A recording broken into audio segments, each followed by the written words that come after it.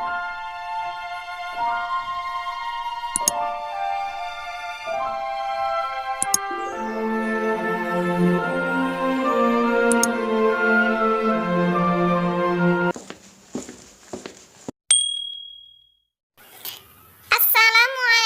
warahmatullahi wabarakatuh.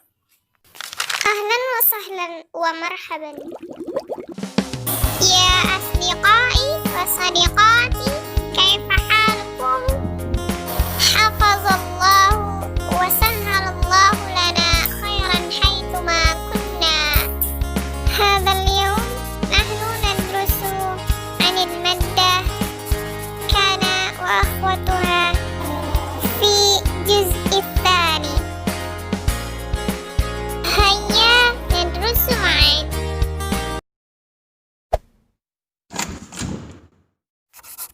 Kana wa akhwatuha. Pada kesempatan kali ini di bagian yang kedua yaitu penggunaan kana jika isim dan khobarnya itu berbentuk jamak atau sebelum dimasuki kana mubtada dan khobarnya berbentuk jamak. Bagaimana? Tugas kana sebenarnya adalah tarfa'ul isma wa tansabul khabara. Apa itu? Yaitu merafa'kan isim dan menasabkan khobar. Tanda rafa' saat mufrad, jamak taksir, dan jamak muannatsis salim adalah dhammah.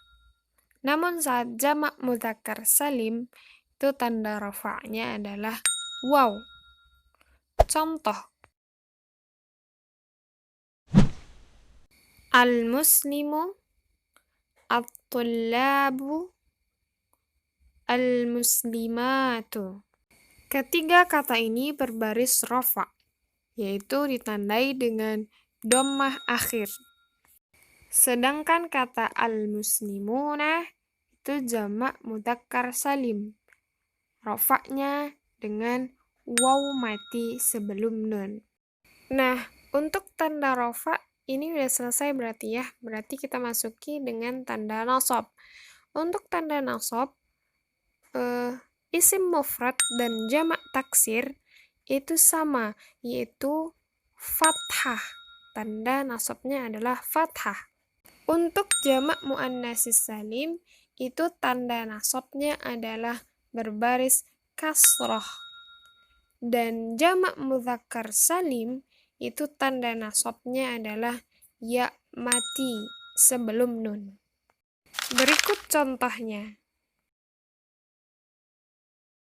Mujiddun menjadi mujiddan. Mujiddatun menjadi mujiddatin. Dan mujidduna menjadi mujiddina.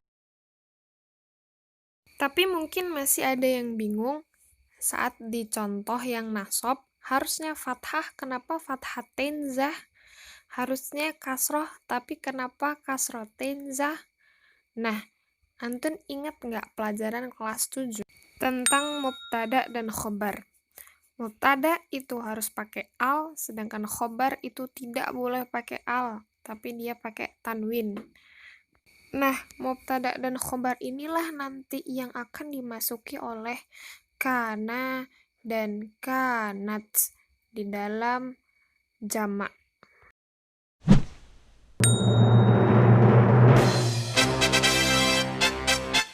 Kana masuk dalam jamak muannats salim, jamak mudzakkar salim, dan jamak taksir itu hanya menggunakan dua, yaitu kana dan kanat.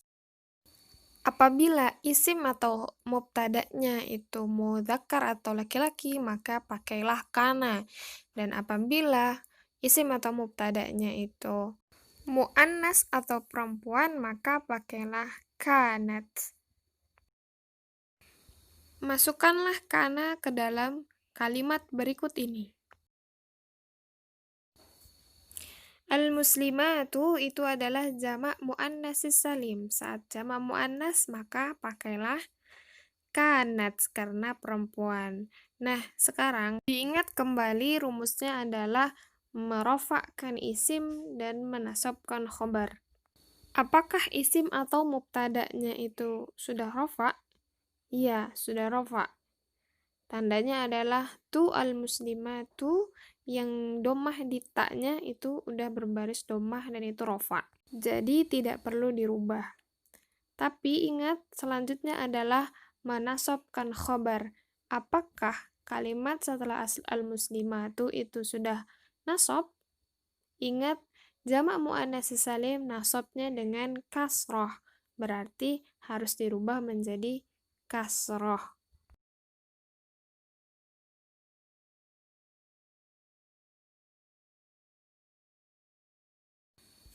Contoh kedua, al-muslimuna mujidduna. Kalimat ini adalah jamak mudzakkar salim. Diingat kembali, jamak mudzakkar salim ini rofaknya dengan apa dan nasabnya dengan apa.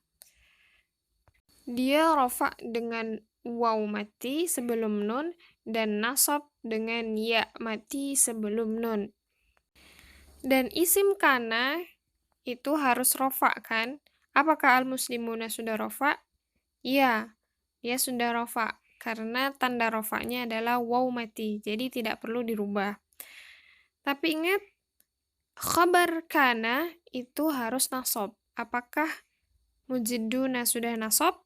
Belum, karena mujidduna itu memiliki tanda rofa, yaitu waw mati sebelum nun. Jadi harus dirubah dulu menjadi nasab. Sedangkan tanda nasab untuk ini adalah wawnya diganti menjadi ya mati. Jadi mujiddina. Jadi kana al-muslimuna mujiddina. Kenapa pakai kana?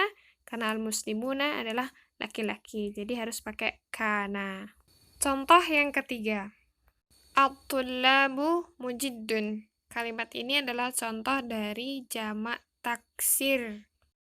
At-tullabu itu laki-laki atau perempuan? Ya, laki-laki. Harus pakai kana.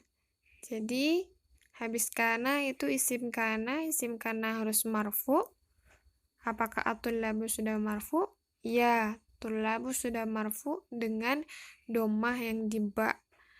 Lanjut, setelah itu adalah khobar kana. Apakah mujiddun sudah menjadi khobar kana dengan nasab? Belum. Jadi, mujiddun itu memiliki tanda rofa. Sementara khobar kana harus nasab atau mansub. Jadi, mujiddun harus dirubah dulu menjadi mansub, yaitu dengan fathah.